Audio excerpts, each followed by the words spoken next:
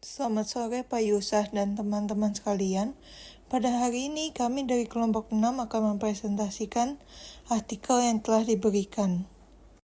Penelitian ini menyoroti betapa pentingnya perilaku yang etis dalam profesi audit, khususnya di dalam audit internal. Dalam audit internal, jika etika diabaikan, hal ini dapat berdampak besar pada ekonomi secara keseluruhan. Untuk mendorong agar para auditor bertindak dengan integritas, maka profesi audit mengeluarkan aturan-aturan seperti kode etik dan memiliki komite disiplin.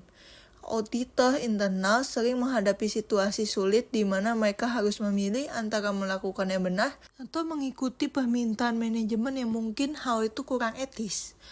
Dalam konteks tata kelola perusahaan, auditor internal diharapkan dapat membantu menciptakan lingkungan bisnis yang lebih etis.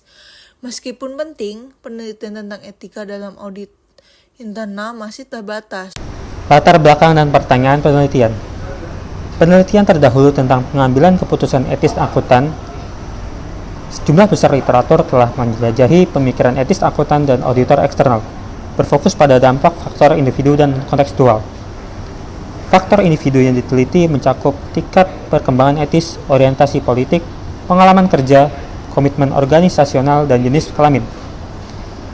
Faktor kontekstual meliputi budaya nasional, lingkungan regulasi, dan intensitas etis suatu dilema.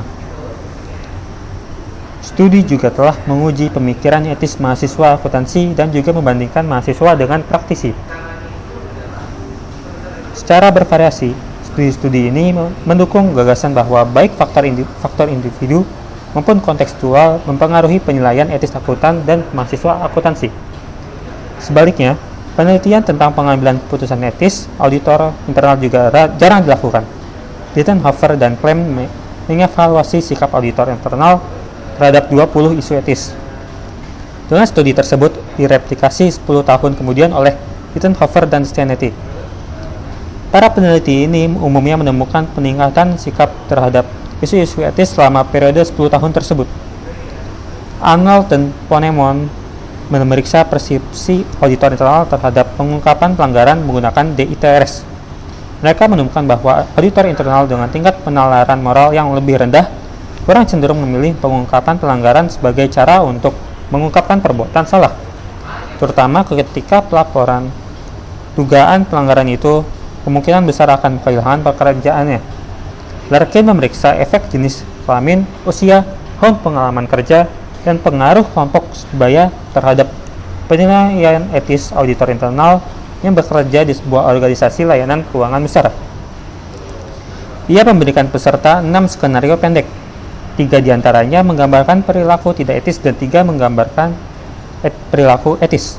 Hasil studi tersebut bervariasi. Tidak ada efek jenis kelamin dalam 4 dari 6 skenario tersebut. Namun dalam satu skenario etis dan skenario tidak etis, ada bukti bahwa perempuan mengidentifikasi perilaku yang tepat lebih baik daripada rekan laki-laki mereka. Responden yang lebih berpengalaman mengidentifikasi perilaku tidak etis lebih jelas dalam 2 hari dari 3 skenario dan percaya bahwa auditor internal lain akan membuat penilaian serupa dalam semua 3 skenario yang menggambarkan perilaku tidak etis. Namun, tidak ada efek pengalaman yang berkaitan dengan 3 skenario yang menggambarkan perilaku etis. Metode penelitian yang digunakan. Metode penelitian yang digunakan adalah metode field experiment atau eksperimental lapangan yang bertujuan untuk mengeksplorasi pengambilan keputusan etis auditor internal dan dampak mekanisme tata kelola perusahaan terhadap keputusan tersebut. Kemudian selanjutnya adalah teknik pengumpulan data yang digunakan. Teknik pengumpulan data yang digunakan adalah dengan cara mendistribusikan survei kepada sekitar 250 orang delegasi konferensi tahunan IIA Australia. Setelah responden mengisi survei tersebut, responden diminta untuk mengembalikan survei baik di tempat atau melalui amplop balasan yang telah disediakan oleh peneliti. Apabila peneliti sudah memiliki semua data yang diperlukan, peneliti harus menganalisis data tersebut untuk mengukur dampak mekanisme tata kelola perusahaan terhadap pengambilan keputusan etis auditor internal, serta untuk mengevaluasi apakah pengalaman dalam audit internal mempengaruhi penilaian etis auditor internal. Selanjutnya ada results of the topic. Ada 66 tanggapan yang diterima yang berdasarkan analisis SPSS. Berdasarkan hasil yang telah kita uji di SPSS, menunjukkan bahwa 88% responden adalah laki-laki dan 85% berasal dari negara Australia. Distribusi ini berarti bahwa kita itu tidak dapat melakukan suatu pengujian yang berarti terhadap gender ataupun dampak suatu negara. Namun tes ini bisa menunjukkan bahwa kelalaian perempuan dan warga non-Australia dari sampel tidak berdampak signifikan nih, ya. Selain itu, kami juga menguji kemungkinan perbedaan sektor dan hasilnya tidak memberikan bahwa sektor tempat kerja auditor internal mempengaruhi apa enggak sih kinerja mereka dengan pengambilan keputusan etis. Secara keseluruhan, tingkat kesadaran etis responden yang relatif tinggi membuat responden untuk berasumsi bahwa auditor internal itu dalam skenario tersebut tidak mengangkat atau melaporkan suatu masalah. Secara keseluruhan, tampak bahwa 4 dari 5 mekanisme tata kelola perusahaan mempunyai pengaruh minimal terhadap opini etis auditor internal. Pengecualiannya adalah independensi dan kualitas auditor eksternal.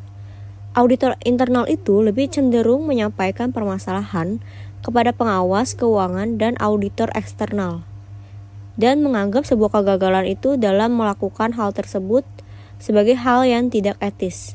Ketika perusahaan itu mempunyai audit eksternal, memiliki kualitas yang lebih tinggi dan lebih independen, hasil itu menunjukkan bahwa terdapat beberapa perbedaan pendapat etnis berdasarkan pengalaman yang dialami auditor selama bertahun-tahun.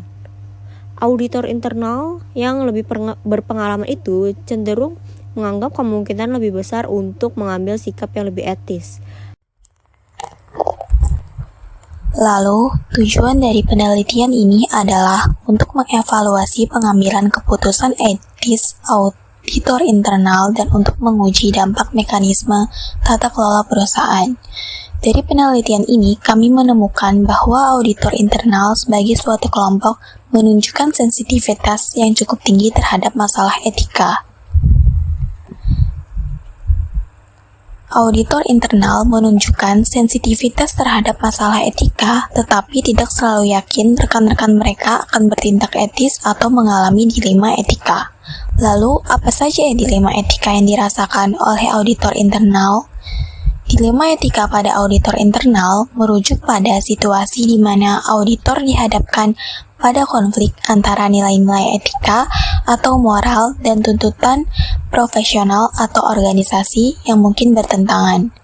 Auditor internal seringkali berada dalam posisi yang sensitif, di mana mereka harus membuat keputusan yang mempertimbangkan integritas, kejujuran, dan kepentingan stakeholders, sementara juga harus mempertimbangkan kebutuhan organisasi tempat mereka bekerja. Salah satu faktor yang mempengaruhi persepsi tersebut adalah fakta bahwa mekanisme tata kelola perusahaan tersebut berdampak kecil pada kemampuan auditor internal untuk bertindak secara etis ketika dihadapkan pada dilema di tempat kerja mereka. Adanya komite audit yang efektif dan kode etik yang kuat serta integritas manajemen yang tinggi tampaknya tidak membantu auditor internal untuk bertindak lebih etis ketika dihadapkan pada dilema. Dalam hasil penelitian tersebut mempunyai implikasi terhadap profesi audit internal dengan sehubungan diadakan pelatihan dan penyediaan mekanisme dukungan untuk memperkuat kemampuan auditor internal untuk menahan tekanan ketika menghadapi dilema etika tersebut. Lalu, dukungan yang kuat juga dibutuhkan ketika membuat etika keputusan untuk terus meningkatkan independensi komite audit atau baik direktur maupun manajemen dapat lebih memperkuat etika dalam organisasi dengan mengembangkan dan menegakkan kode etik yang berlaku.